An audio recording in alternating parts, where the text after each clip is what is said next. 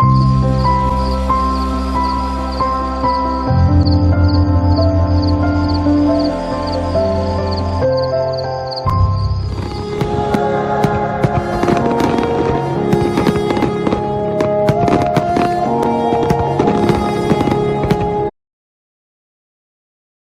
அனைவருக்கும்.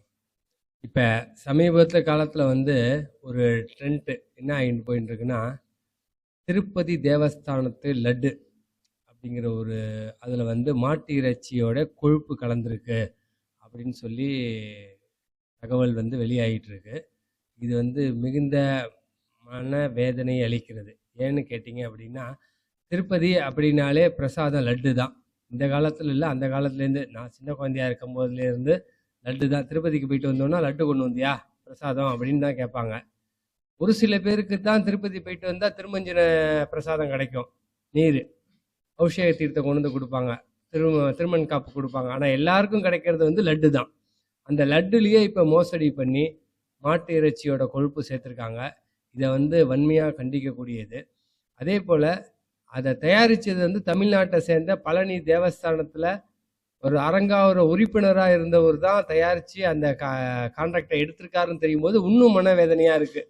தமிழ்நாடு எதெல்லாம் இதாகுதோ, நம்மளுக்கு கெட்ட பேர் வாங்கி கொடுக்கணுமோ அந்த மாதிரி வாங்கி கொடுத்துக்கிட்டு இருக்காங்க.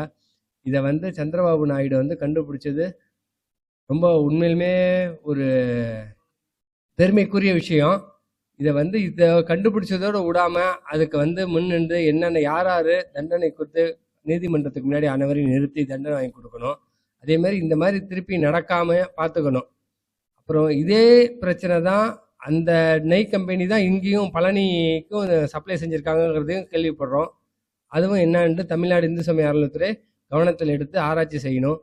அதே போல் ஃபுட் சேஃப்டி ஆஃபீஸர் தரத்தை செக் பண்ணுறாங்களா, இல்லை வெறும் காசு வாங்கிக்கிட்டு ஃபுட் சர்டிஃபிகேட் கொடுத்துட்றாங்களாங்கிற மாதிரி ஒரு சந்தேகம் மக்கள் மனதில் அச்சமாக ஏற்படுது. அந்த சந்தேகத்துக்கு இடம் கொடுக்காம அரசு கொஞ்சம் முனைப்பாக செயல்பட்டு எல்லா ஆராய்ச்சி செஞ்சு எல்லாரையும் ஒரு ஆய்வு செஞ்சு மக்களுக்கு ஒரு நம்பிக்கை ஊட்டு விதமாக இருக்கணுங்கிறத கேட்டுக்கிறேன். என் பேர் சந்தோஷ் குரு சுப்பிரமணி, திருவானைக்கோவில்.